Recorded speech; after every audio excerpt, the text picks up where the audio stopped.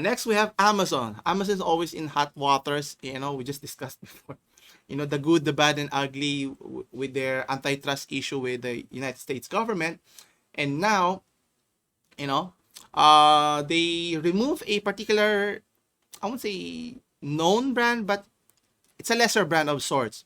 RavPower, if you've heard of it, it's a popular phone battery and charger brand. So similar to, uh, what am I using here now? I forgot. Similar to a Yuki. What's the other brand that I'm using? I keep forgetting. Where's the crap? I forgot the brand. Anyway, so they removed it for a very particular reason, since they removed the company's listing because of fraudulent marketing practices, in a sense.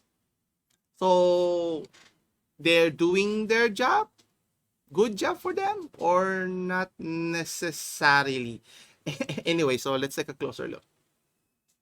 So as I mentioned, so they're because RavPower, the company, is offering their products and offering additional $35 gift card in exchange for a review. So they're buying reviews from their customers. So typically when you buy an item, which I just did earlier today, I received an item. Obviously, they ask you to give a feedback. Some does, some does not. So it varies. And obviously, as a seller, you want to get positive feedback or great feedback, so that it informs the other future customers that maybe they should consider buying this product and so forth.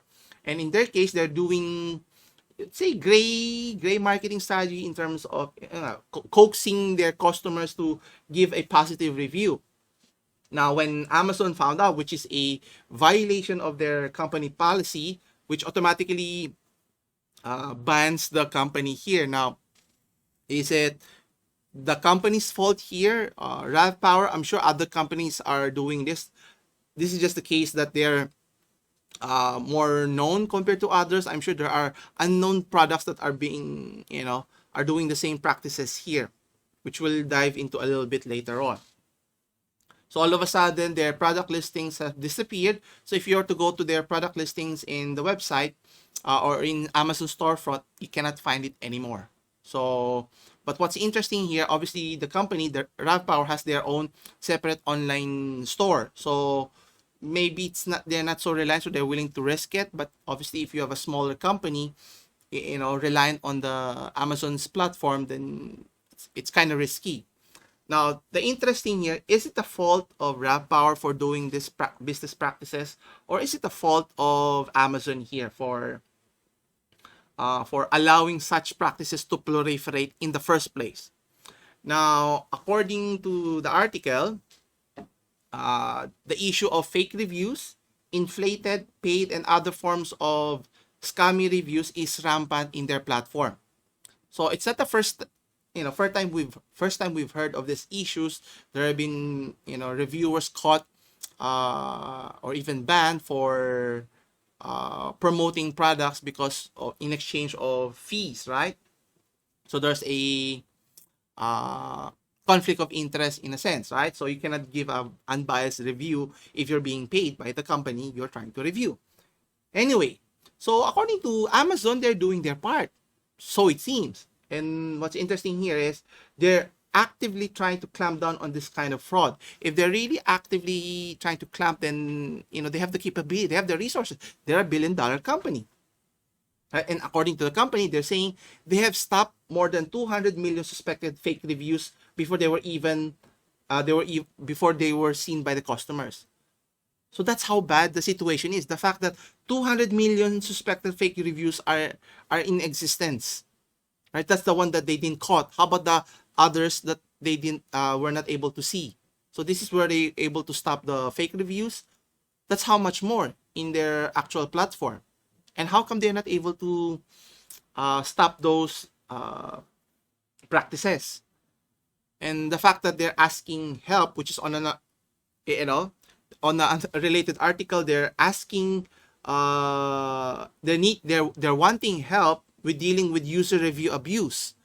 Obviously being a responsible user is one thing. How about a responsible company that proliferates, that encourages this such practice? Obviously, whether you're Amazon, you're Google, or even Apple as a company, you own the platform. You spend so much time investment in keeping track of your customers profile so you can sell it to third party advertisers or company that would sell you more products. Why not do the same for devious acts like this one? I mean, it's not my first time saying this, but they have the resources. The fact that Jeff Bezos is promoting he wants to go to space, yet problems like this that continues to proliferate, they're not able to solve it. Meaning, put a stricter entry barrier for your sellers so that it limits their chance of doing malicious activity. So let's say if you're going to register, it has to be established in, let's say, in the United or whatever country you're listing your company. So if it's in the United States, it has to be a registered company so that when Amazon checks or any government business or any government agency were to check if it's a legit business, then they can keep track. If it's not a legit business, then you're not allowed to sell in their platform. That would be an easy solution, right? You don't need to use algorithms to keep track of, unsavory practices like this one. This is just a symptom because of a bigger problem, which is, that's one thing I think Amazon is not grasping the concept and obviously asking, asking users to help them out as if it's the user's fault for, let's say, if they were to buy the product. Does it mean that you're consenting the bad practice? Yes, in a sense. But the point here is everyone is responsible here. It's not just the consumer, the seller, the platform themselves, right?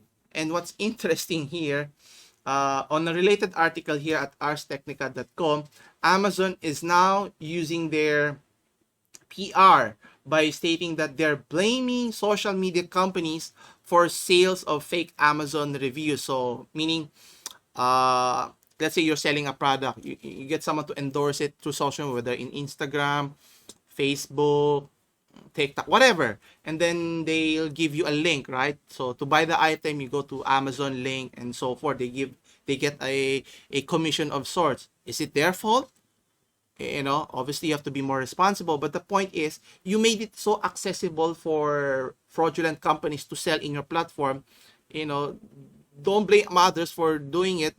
Look internally first before you blame other parties here. So obviously everyone's at fault for buying it.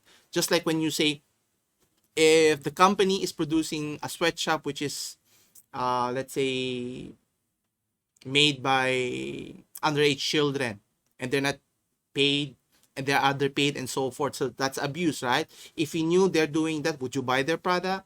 It's a similar concept. If they don't want bad practices to proliferate, then you have to fix your problems internally first before you ask other people or external parties to help you out, which I think would be commendable. But you're boasting that you stopped more than 200 million suspected fake reviews, meaning 200 million is not a big number in your opinion. For me, that's a lot.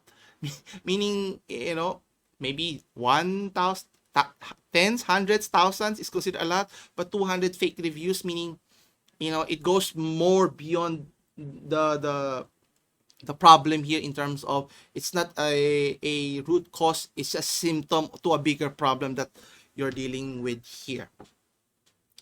Hopefully they could find, I'm always optimistic. Hopefully Amazon can see the importance here. Obviously, if you can just imagine in a day where there's less fraudulent sellers, all are legit, then everyone would be confident in buying their products knowing that it's trusted, whether it's Amazon, Lazada, Shopee. And if it's a trusted seller, people are more confident in buying and they would buy more. So if the seller is trusted, the platform is trusted, they would generate more, right? That's how I would behave. So let's say if I'm comparing here locally, you have Lazada and Shopee.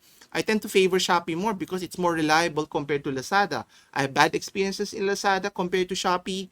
So obviously you only have two choices. So you choose one over the other. If there's only one option, like in this case Amazon, then you're stuck with it unless you go on your way. Actually, in the case of Amazon, I think counterfeit products with the brands such as Nike, use their platform to sell their product, but it only encouraged counterfeit products to sell in their platform, which what's Amazon doing about it, right? And to the point that that Nike left the platform and relied on their own online store to sell their products. So they didn't even need Amazon. But that's not the case for many businesses, right?